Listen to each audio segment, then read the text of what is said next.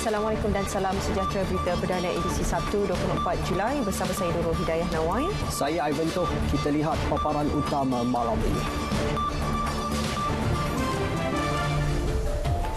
Kes baharu COVID-19 tertinggi direkodkan 2 hari berturut-turut melebihi 15,000. Masih ada ruang fiskal untuk terus bantu rakyat.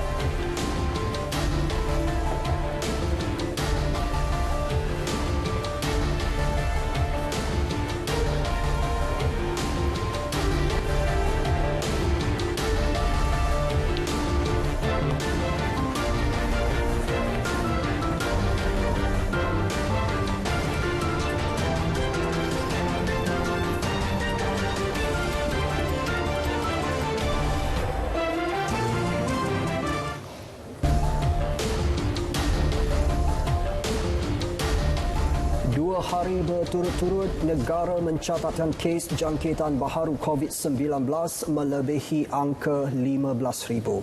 15,902 kes dilaporkan hari ini sekaligus yang tertinggi pernah direkodkan dan kes terkumpul pandemik itu kini kurang 4,000 kes lagi untuk mencecah 1,000,000 kes. 9,471 kes sembuh direkodkan dengan 184 lagi korban pandemik berkenaan.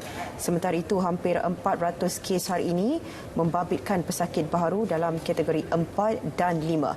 Berikut statistik harian COVID-19 dalam negara diikuti jumlah kes mengikut negeri dan pecahan pesakit mengikut kategori.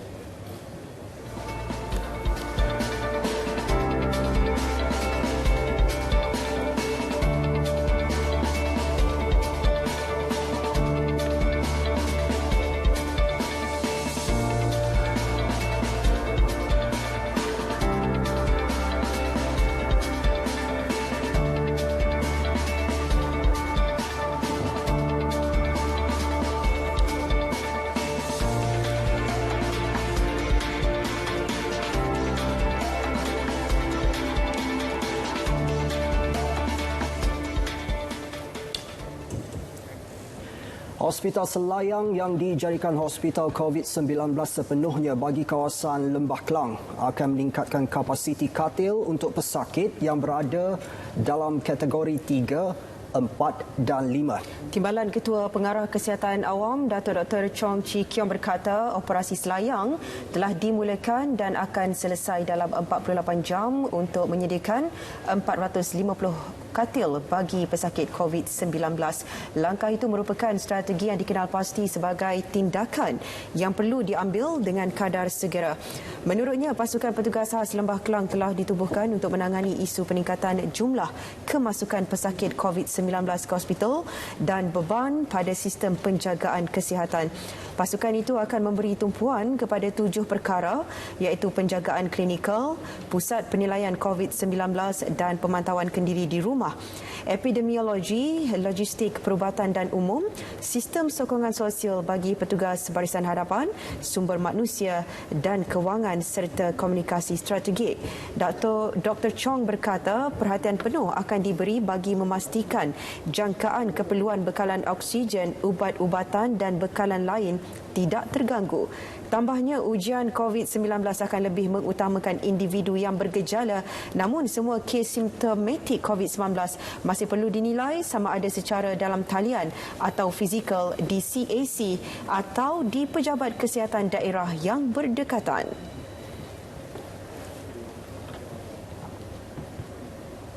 Indikator nilai ambang kes baru COVID-19 yang ditetapkan dalam Pelan Pemulihan Negara PPN mungkin akan ditukar dengan nilai ambang yang lebih sesuai mengikut perkembangan dan situasi semasa negara. Menteri Penyelaras Pelan Pemulihan Negara Tengku Datuk Seri Zafrul Tengku Abdul Aziz berkata pihaknya telah membentangkan cadangan kepada Majlis Keselamatan Negara MKN supaya nilai ambang kes baru itu ditukar kepada nilai keseriusan kes mengikut kategori ataupun kes kematian.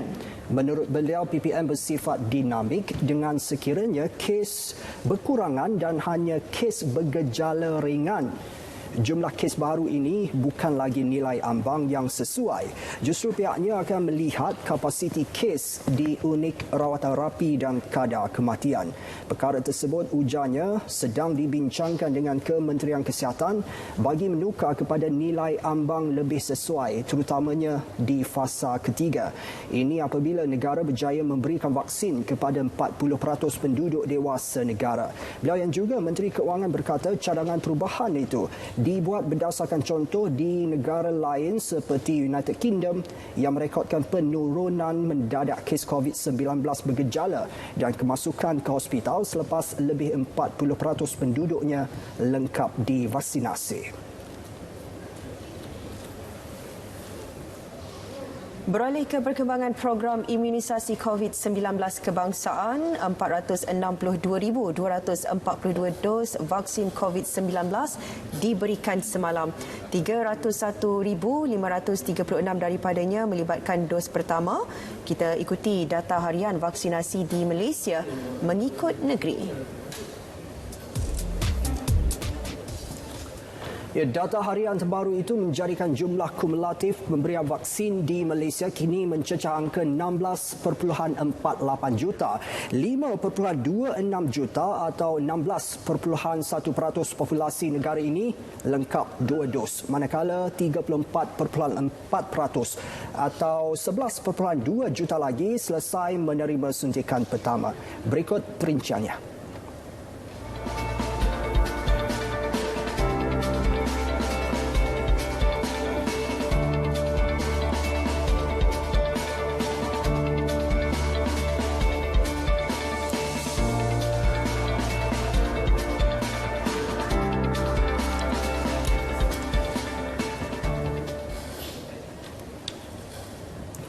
Sasaran 80% penduduk Lembah Kelang telah mendapat suntikan vaksin dijangka dicapai dalam tempoh seminggu saja lagi. Buat masa ini, hampir 50% penduduk Lembah Kelang telah menerima sekurang-kurangnya 1 dos vaksin, manakala 16.07% telah melengkapkan 2 dos vaksin.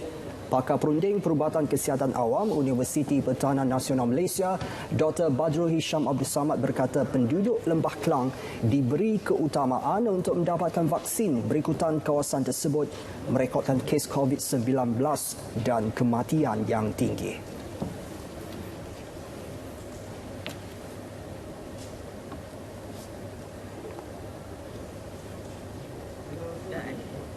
Dapatan awal kita, pemerhatian kita, yang mana kes-kes di ICU, kes-kes di ICU di Hospital Angkatan Tentera Tuanku Mizan, rata-rata mereka adalah yang tidak mendapatkan vaksinasi ataupun yang baru mendapat 1 dos vaksinasi. Jadi hanya 1 dos juga masih lagi tidak cukup untuk memberi perlindungan daripada mendapat jangkitan, daripada mendapat komplikasi dan seterusnya kematian. Jadi itu kebimbangan kita. Jadi dengan sebab itulah kenapa usaha untuk melengkapkan vaksinasi ini bukan hanya 1 dos tetapi 2 dos perlu dilakukan dengan segera, dengan cepat, terutamanya dengan ancaman oleh varian Delta yang berlaku sekarang ini. Ketika bercakap dalam rancangan Selamat Pagi Malaysia, beliau turut menyatakan individu yang sudah lengkap dos vaksin masih perlu mematuhi SOP ditetapkan.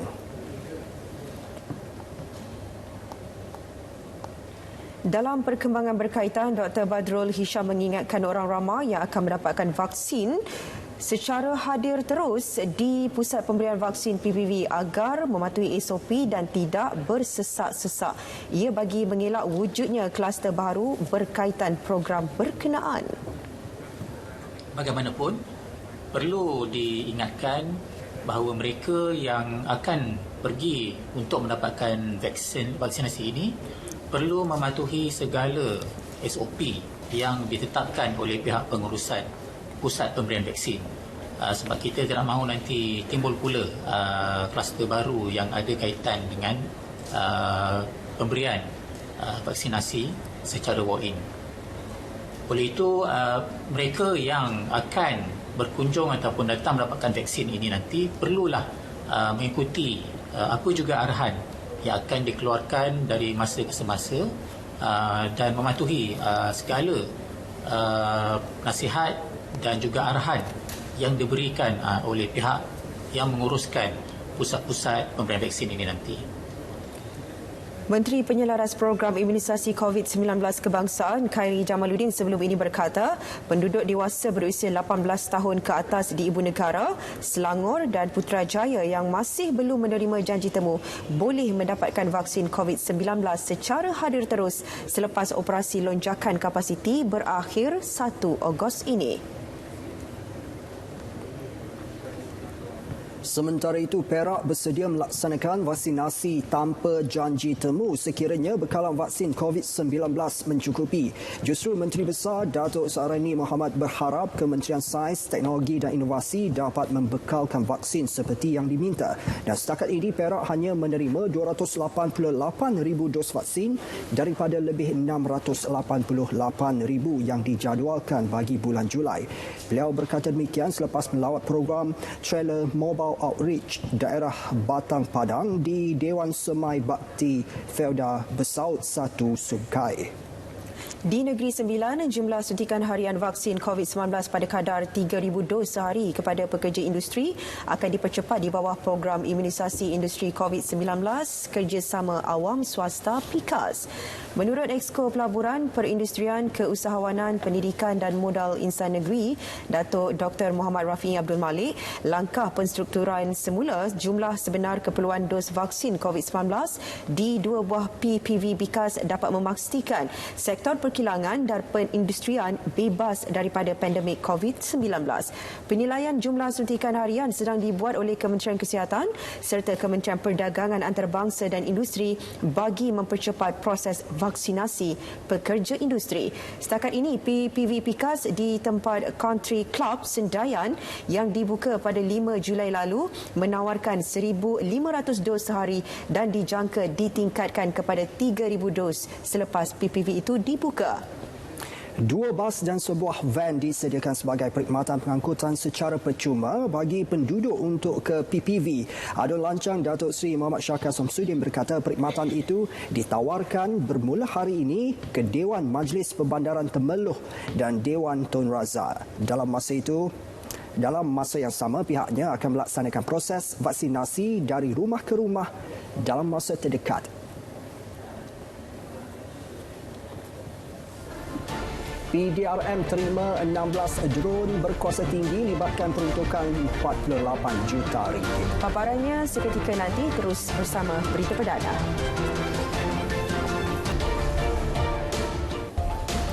Isnin ini, pentas demokrasi negara kembali dibuka. Mesyuarat khas Dewan Rakyat bagi penggal ketiga Parlimen ke-14 akan berlangsung selama 5 hari, manakala Dewan Negara 3 hari. Perjalanan persidangan kali ini berbeza dengan sebelumnya. Laporan Andy Reza Rohadian.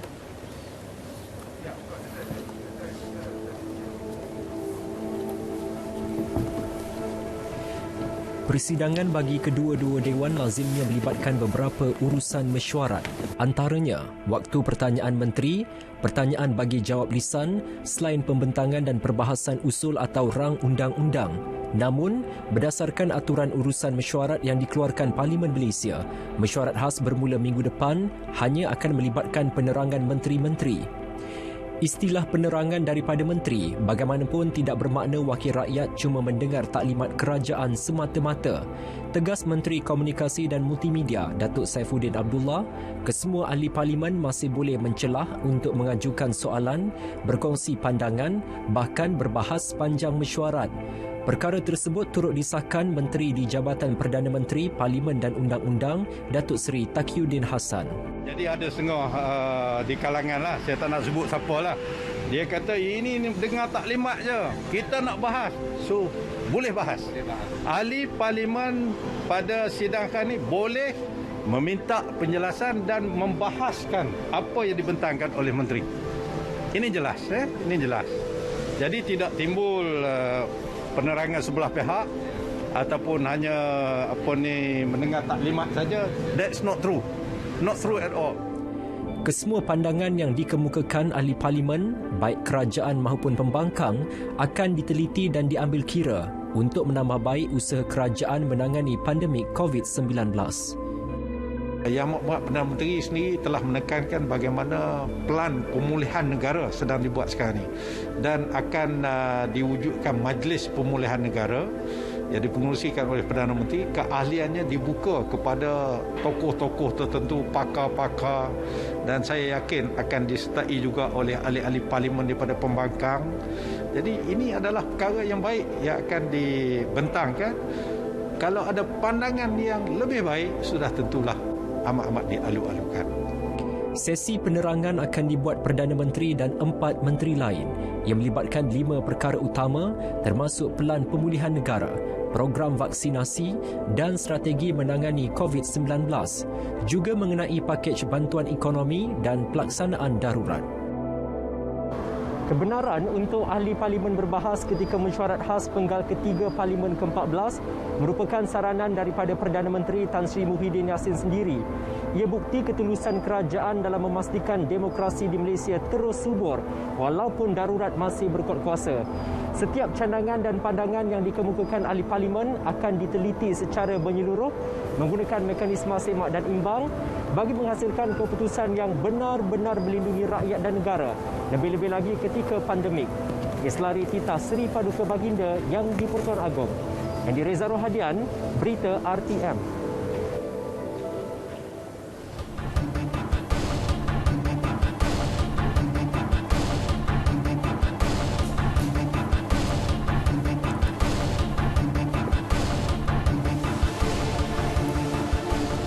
Malaysia dan Indonesia mencapai kata sepakat untuk mengadakan satu mesyuarat kumpulan kerja teknikal bagi memuktamadkan Memorandum Persefahaman MOU pengambilan dan pelindungan perkhidmat domestik Indonesia atau PDI di negara ini. Sekaligus menunjukkan komitmen kerajaan agar isu pembantu rumah dapat ditangani dengan segera.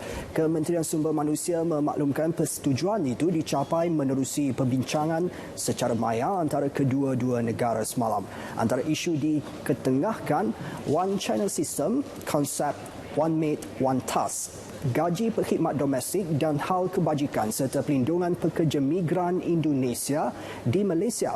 Konsep One Channel System diberi penekanan bagi memastikan saluran kemasukan perkhidmat domestik Indonesia secara teratur dan lebih telus, terutama dari aspek gaji dan pemeriksaan kesihatan.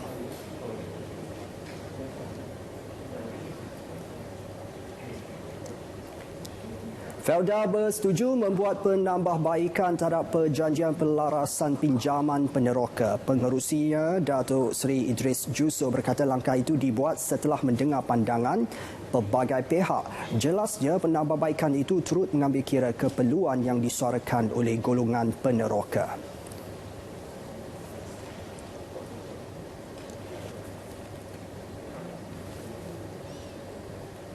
Kita telah setuju untuk membuat satu addendum, satu senarai yang bersama-sama dengan perjanjian masa kini, surat perjanjian, tapi kita tidak akan ubah. Ini kita nak beritahu bahawa kita tidak akan mengubah perjanjian ada sekarang ini, cuma kita tambah baik. Beliau berkata demikian ketika program sesi temu rakyat Parlimen Jelebu secara maya yang membincangkan isu pelupusan hutang peneroka Felda. Sesi berkenaan turut disertai Menteri di Jabatan Perdana Menteri Datuk Seri Mustafa Mohamad, Ahli Parlimen Jemput Datuk Halim Sharif dan Pengarah Besar Felda Datuk Amiruddin Abdul Sattar. Setakat ini, 54,000 peneroka Felda sudah menandatangani perjanjian tersebut hasil sesi libat urus yang dijalankan oleh Felda. SME Bank berjaya memuktamadkan proses penetapan harga bagi penerbitan sulung program sukuk wakalah kelestarian pertamanya. Sukuk berkenaan mendapat sambutan positif menerusi bidaan lebih 3.56 kali ganda atau 1.78 bilion ringgit daripada jumlah terbitan sebenar 500 juta ringgit. Presiden Kumpulan dan Ketua Pegawai Eksekutif SME Bank, Arya Putra Ismail, memaklumkan mengambil kira Mengira keadaan pasaran yang mencabar, bank berjaya menetapkan harga penerbitan pada kadar keuntungan kompetitif sebanyak 3.1%. Sukuk berkenaan turut mendapat permintaan luar biasa daripada pelabur domestik dan antarabangsa. Mereka terdiri daripada institusi kewangan, syarikat pengurusan dana, syarikat insurans dan syarikat berkaitan kerajaan. Menerusi penerbitan sukuk, SME Bank dapat menawarkan penyelesaian pembiayaan yang lebih inovatif kepada PKS sekaligus memainkan peranan dalam memastikan PKS kekal sebagai tonggak pertumbuhan ekonomi negara.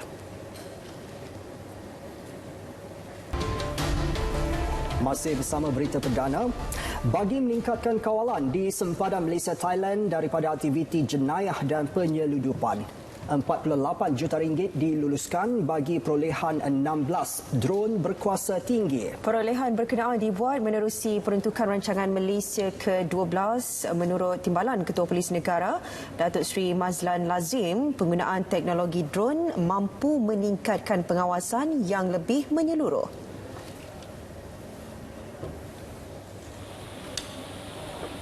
Kita berharap dengan adanya drone ni boleh kita pantau. Sebab drone yang kita akan beli ni adalah drone yang berkuasa tinggi lah, yang mana dia boleh berada di udara lebih pada 4 jam. Lebih pada 4 jam. Jadi kita berharap dengan drone yang ada ini dapat membantu kita di kawasan yang tidak berpagar tu untuk kita lihat aktiviti yang mana akan dijangka mereka mengikut jalan tikus kan yang ada.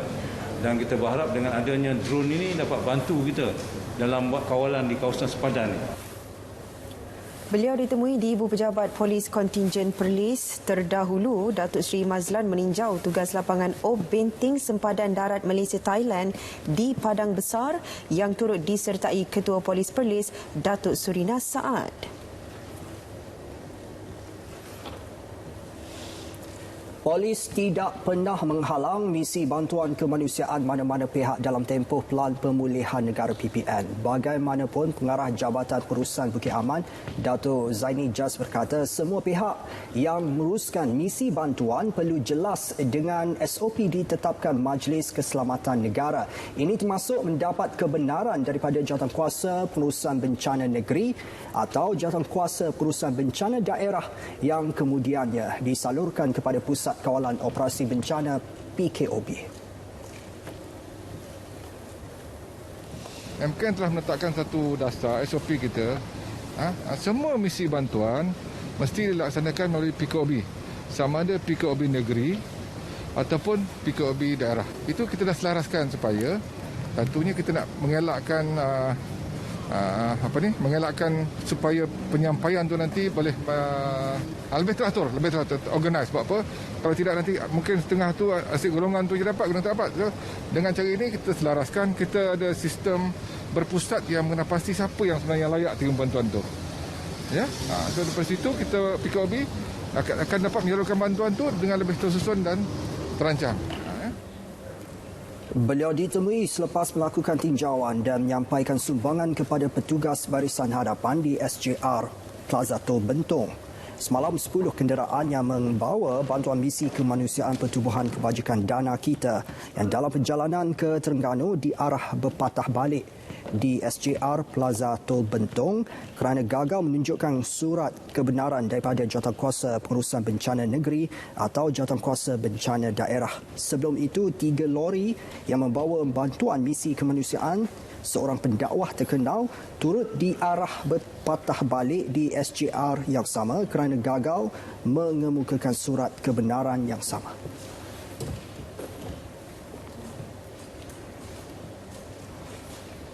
Golongan berusia 51 tahun ke atas cenderung untuk menjadi mangsa sindiket penipuan dalam talian iaitu Makau Scam.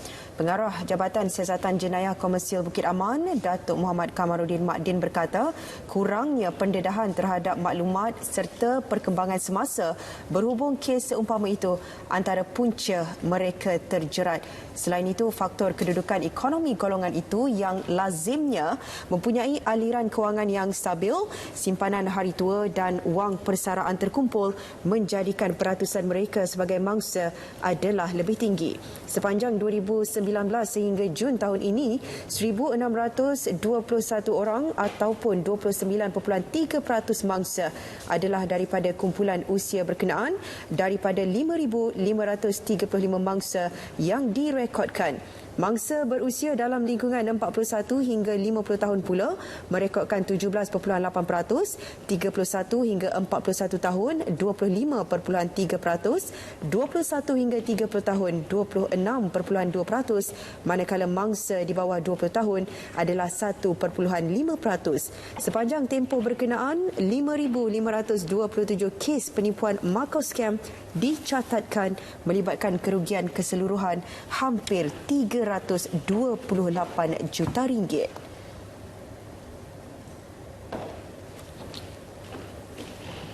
Dua 20 individu dalam senarai buruan polis kerana disyaki mengedar dadah berjaya dicekup dalam 6 sebuan sekitar Johor. Baki 10 lagi individu sedang dikesan. Ketua Polis Negeri Dato' Ayub Han Madipicca berkata semua individu itu dipercayai terlibat kes pengedaran dadah berjumlah RM20,000 hingga RM150,000. Suspek berusia antara 25 hingga 40 tahun itu dikendaki mengikut Akta Dadah Berbahaya 1952 dan langkah-langkah pencegahan khas 1985. Hari buat LPK dan jika disabit kesalahan, mereka sama ada boleh dikenakan perintah sekatan, perintah tahanan di mana Pusat Pengadilan Akhlak selama 2 tahun, buat Seksyen 61(1) ataupun dibuang daerah dan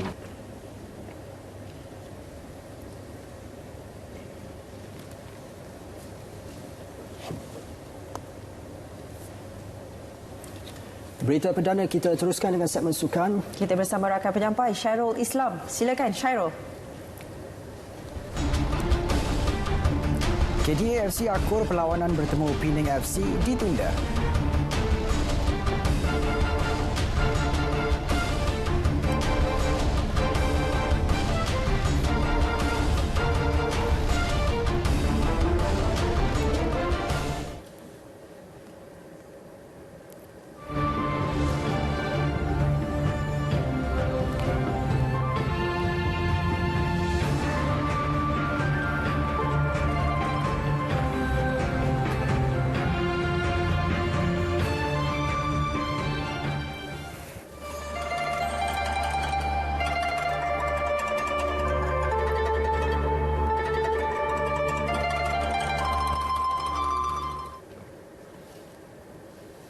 Assalamualaikum, salam sejahtera bersama saya Syairul Islam dalam edisi Sukan. Sukan kita mulakan dengan aksi badminton di Olimpik Tokyo 2020. Pengorbanan terpaksa berlatih dalam gelembung sukan akhirnya memberi keputusan menggembirakan buat pasangan beregu lelaki negara Aaron Chia Soh Woo-yik apabila berjaya menundukkan pasangan ranking ke-8 dunia dari Korea Selatan Chol Sol-gyu Seo Seung-jae dengan straight set 24-22, 21-15 petang tadi. Laporannya bersama Muhammad Syarifuddin Arsad. Chia Soh Woo-yik menjadi faktor kemenangan walaupun dipaksa bermain dius sebelum menang 24-22. Sementara itu, dalam acara bergu campuran, Chan Peng Sun, Goh Liu Ying tewas kepada pasangan Hong Kong, Tang Chun Mang, Zi Ying Suat pada aksi pertama kumpulan D. Set pertama menyaksikan mereka memberi saingan sengit sebelum tewas 18-21. Pemenang pingat perak Olimpik Rio 2016 itu berjaya bangkit di set kedua untuk menang 21-10. Di set penentuan, gandingan negara terutama Liu Ying dilihat hilang fokus dan ia dimanfaatkan lawan untuk menang 21-16. Mereka akan bertemu wakil Jerman, Lamfus Mark Patrick Isabel pada perlawanan kedua kumpulan esok. Nasib sama yang juga menimpa beregu wanita negara Chow Mi Kwan, Lee Ming Yan. Pasangan berkenaan tewas pada aksi pertama kumpulan kepada lawan dari Indonesia, Poli Gracia Rahayu Apriani yang berlangsung pagi tadi. Pada aksi kumpulan A itu, Mei Kwan Meng Yan yang berada di ranking ke-11 dunia tewas straight set 14-21, 17-21 dalam masa 47 minit. Ini kekalahan ketiga pasangan negara kepada beregu nombor 7 dunia itu dalam 5 pertemuan. Keputusan ini bermakna Mi Kuan Meng Yen perlu menang ke atas dua lawan selepas ini, iaitu pilihan utama dari Jepun Yuki Fukushima, Sayaka Hirota petang esok serta pasangan nombor 14 dunia dari Britain Chloe Birch, Lauren Smith pada 27 Julai. Hanya dua pasangan teratas daripada 4 kumpulan akan layak ke peringkat suku akhir. Masih lagi perkembangan badminton, sehari sebelum turun beraksi dalam perlawanan pertamanya, pemain perseorangan negara yang juga juara All England 2021, Li Zijia tampak semakin selesa, semakin yakin untuk bertemu pemain Ukraine Artem Bocharov. Kata kunci daripada Zijia, enjoy the game atau nikmati permainan dengan tenang dan gembira. Melihat kepada sikap dan motivasinya, tidak mustahil keputusan terbaik mampu dilakar pemain muda berusia 23 tahun ini. Laporan penuh bersama Muhammad Akhtar Hamzah. Mengikut jadual acara perseorangan lelaki, Li Zijia pilihan ke-9 acara akan beraksi di Musashino Forest Sports Plaza pada pukul 6.40 petang waktu tempatan. Bagi Zijia, beraksi di Olimpik sememangnya menjadi impian bagi mana-mana atlet dan untuk dirinya yang berupaya membuat penampilan pertama di Olimpik adalah sesuatu yang istimewa. Be no fans, no audience in this time Olympics. All the athletes are having the same situation. This is what will be a challenging problem for us, for all of the athletes. So we have to go through it. Yeah. Zijia menjelaskan beraksi tanpa penonton adalah sesuatu yang sudah dianggap kebiasaan atau lumrah pada ketika pandemik COVID-19 ini. Dan semua atlet termasuk pemain-pemain badminton perlu menghadapinya dan menerima situasi ini dengan hati terbuka. Apa yang penting adalah setiap pemain termasuk dirinya perlu kekal positif dan fokus setiap kali turun ke gelanggang. Walaupun akan bertemu pemain ke-98 dunia Artem Bocharov dari Ukraine, Li Zijia yang kini berada di ranking ke-8 dunia tetap akan berwaspada dan bersedia dengan sebarang kejutan.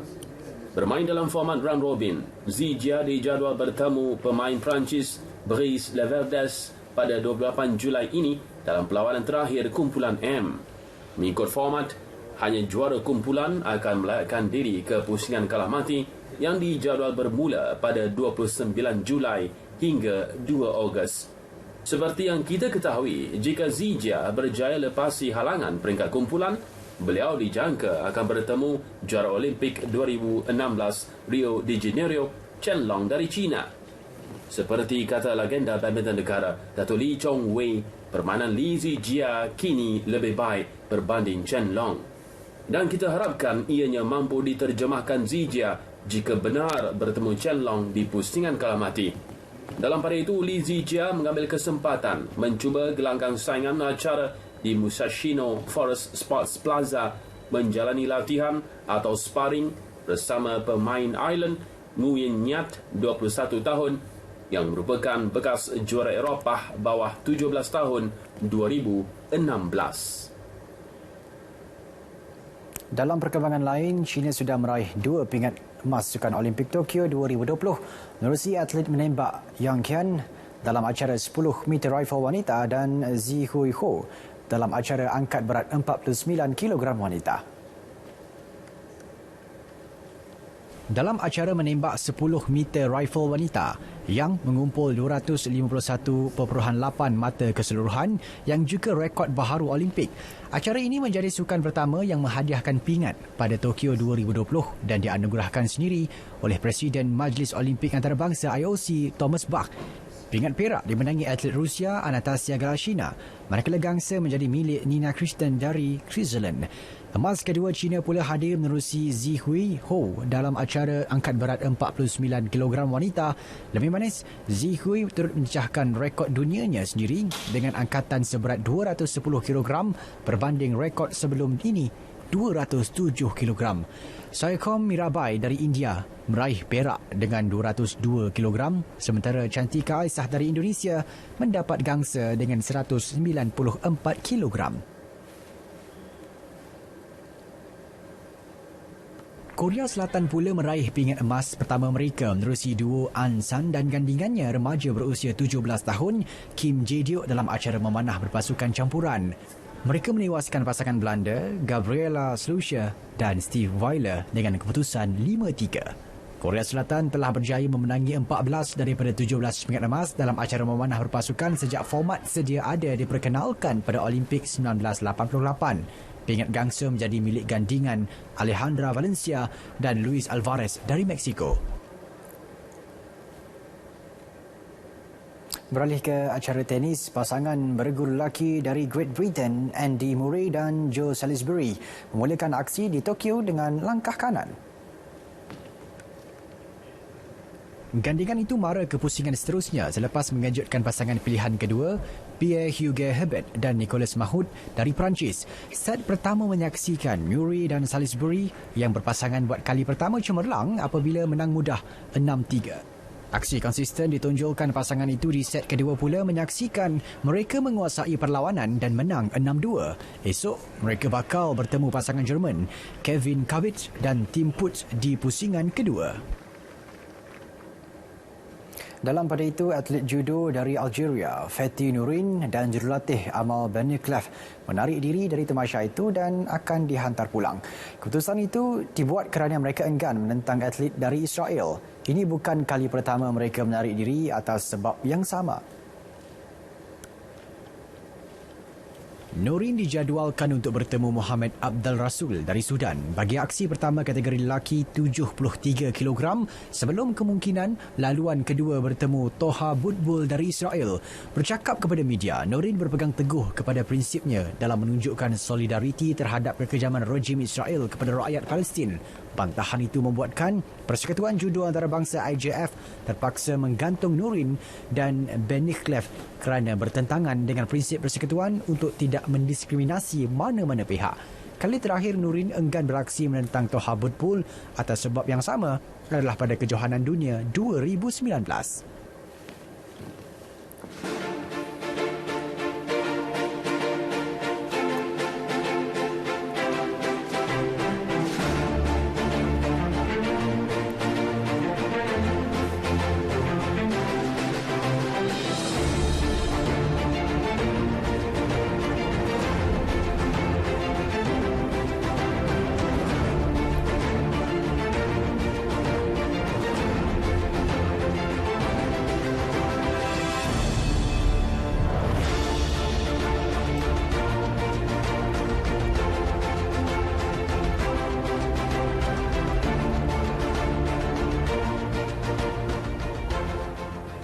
Baik, kita ke perkembangan Liga Super. Setelah berehat hampir 3 bulan, pasukan tangga kedua Terengganu FC TFC akhirnya kembali meneruskan misi mereka dengan berdepan Perak FC pada malam ini.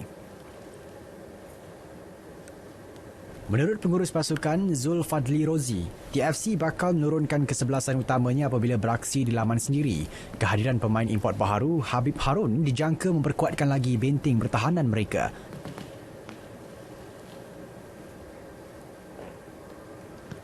Alhamdulillah, player-player kita pun orang kata cukup bersemangat lah. Apatah lagi dengan batalan AFC, dia memberi satu orang kata hikmah yang positif lah untuk camp Negeri Terengganu.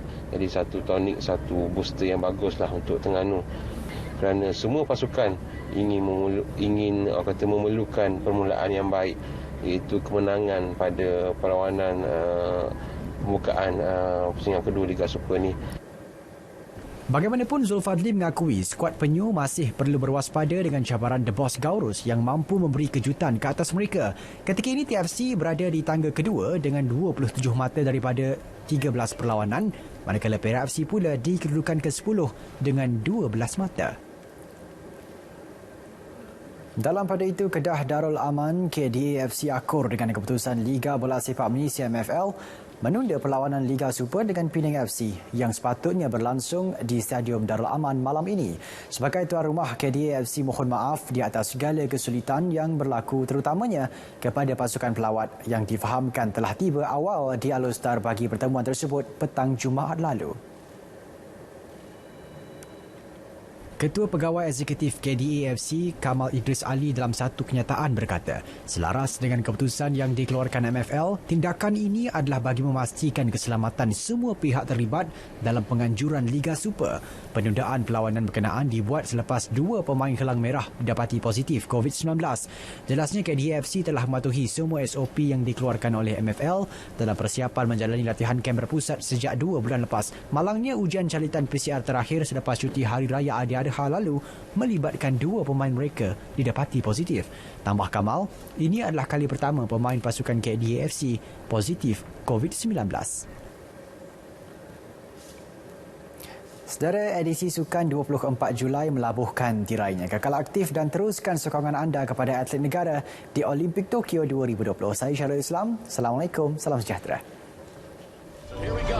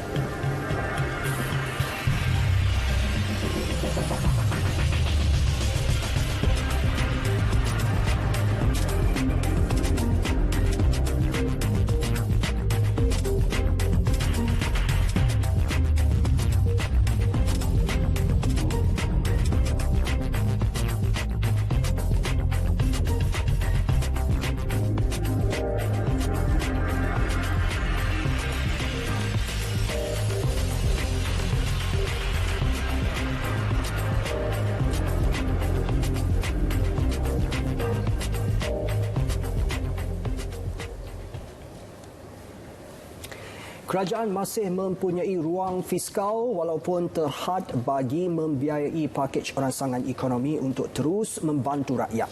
Perdana Menteri Tan Sri Muhyiddin Yassin berkata pengurusan ekonomi negara seperti yang diperakui agensi-agensi penarafan antarabangsa masih dalam keadaan yang baik. Kerajaan setakat ini ujarnya telah melaksanakan 8 pakej rangsangan ekonomi dan nilai melebihi RM530 bilion termasuk lebih RM80 bilion suntikan fiskal kerajaan. Ia memberi manfaat kepada lebih 20 juta individu dan 2.4 juta perniagaan. Menurut Perdana Menteri, defisit kerajaan dijangka akan melebihi unjuran 6% tahun ini dengan mengambil kira kesan kawalan pergerakan yang terbaharu dan perintah kawalan pergerakan diperketatkan di Selangor. Tan Sri Muhyiddin juga berkata geran khas prihatin tambahan GKP 5.0 bakal diperkenalkan untuk terus memastikan kelangsungan perniagaan terutama perusahaan kecil dan sederhana PKS.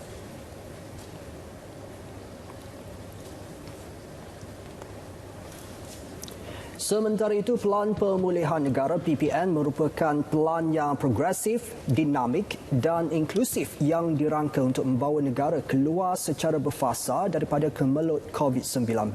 Tan Sri Muhyiddin Yassin berkata dengan 8 negeri sudah berada dalam fasa kedua, ia membuktikan PPN langkah proaktif menyediakan kerangka dan dasar teratur dan tepat. Apa yang kita nak sebutkan sini lah, respon kerajaan juga bukan saja dinamik tetapi mesti pantas, mestilah sistematik dan transparan. Jadi saya nak jelaskan kerana ada orang mungkin tak tahu bahawa kita laksanakan semua usaha kita ini secara terbuka. Boleh dibuat penilaian data-data apa yang telah kita keluarkan itu adalah data-data yang betul, bukan milik mereka. Apalagi kita sekarang ni berhadapan dengan cabaran baru untuk mengurus COVID. Antaranya lah ada varian baru yang saya sebutkan tadi, dan ini agaknya telah pun menyebabkan kita menghadapi masalah yang saya sebutkan tadi. Keskan nilai ambang ni tadi saya sebutkan tadi, sama ada kita nak pindah tak pindah. Walaupun kita dah buat secara nasional, tadi saya sebutkan kita dah buat state. Bila kita state, kita akan lihat situasi di negeri. Jadi apapun kalau kita fikir sesuai, kita nanti akan mengkaji keperluan sama ada nilai ambang itu nak kita tukar. Tapi kalau kita dah buat tu, kita berhati-hati supaya tidak dilihat dibuat perubahan dengan sesuka hati, dengan tidak ada asas-asas dan prinsip. Jelas Perdana Menteri kejayaan PPN tidak dapat diperoleh dalam masa singkat dan memerlukan tempoh untuk menjayakannya. Sebaliknya, perkara yang lebih penting adalah mempertahankan sistem kesihatan awam di negara ini agar tidak runtuh dan terjejas. Katanya kerajaan menyediakan bajet sehingga 70 bilion ringgit bagi menangani pandemik COVID-19 dan kesihatan awam di negara ini.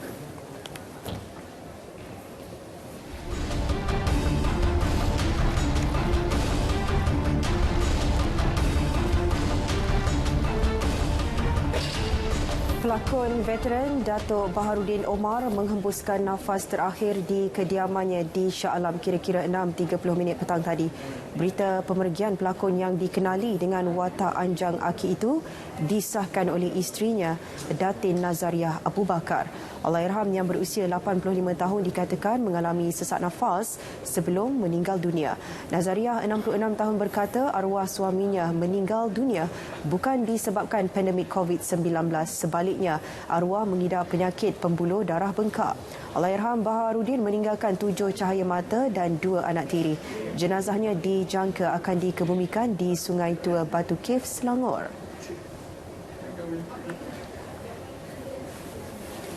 Definisi genre filem cerita berunsur kenegaraan dimurnikan semula dengan memasukkan skop tema baharu. Menteri Komunikasi dan Multimedia Datuk Saifuddin Abdullah berkata, kementeriannya serta Perbadanan Kemajuan Filem Nasional FINAS mentakrif semula filem tersebut sama ada bersifat peristiwa ataupun sastra.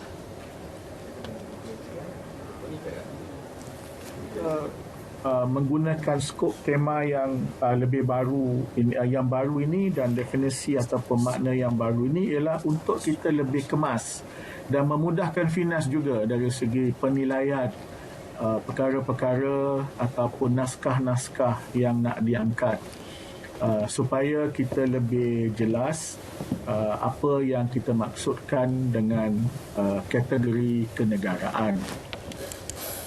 Tambah beliau, dengan skop tema baharu tersebut, ia dapat menghentikan tohmahan terdapat pengeluaran filem tertentu mendapat dana FINAS meski karyanya bukan kategori kenegaraan. Tentang cinta, tentang hantu dan sebagainya. Tapi kalau untuk kenegaraan itu, biarlah paling kurang ada kefahaman yang umum dan diterima pakai secara lazimnya apa yang dianggap sebagai kenegaraan.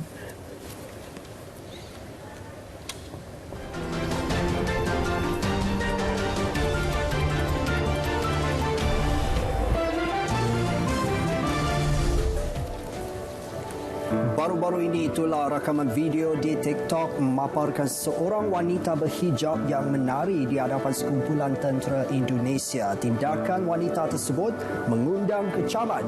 Rakaman video 29 saat itu dimaknai oleh wanita tersebut di TikTok sebelum dikongsi oleh pengguna lain. Seorang remaja yang bermain golf ketika dalam cuaca ribut terkejut setelah bola golf yang dipukulnya disambar petir. Ketika kejadian, Thomas Gomez sedang bermain bersama adik-beradiknya.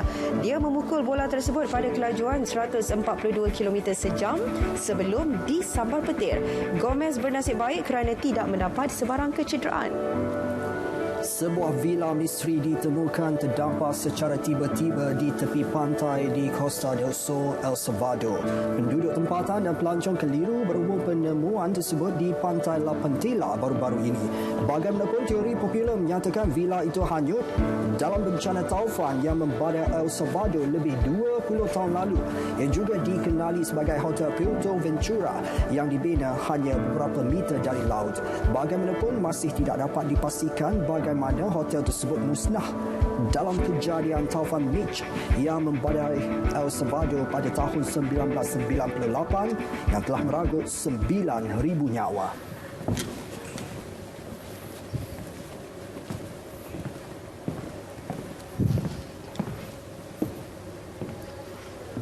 Berita perdana 24 Julai berakhir di sini.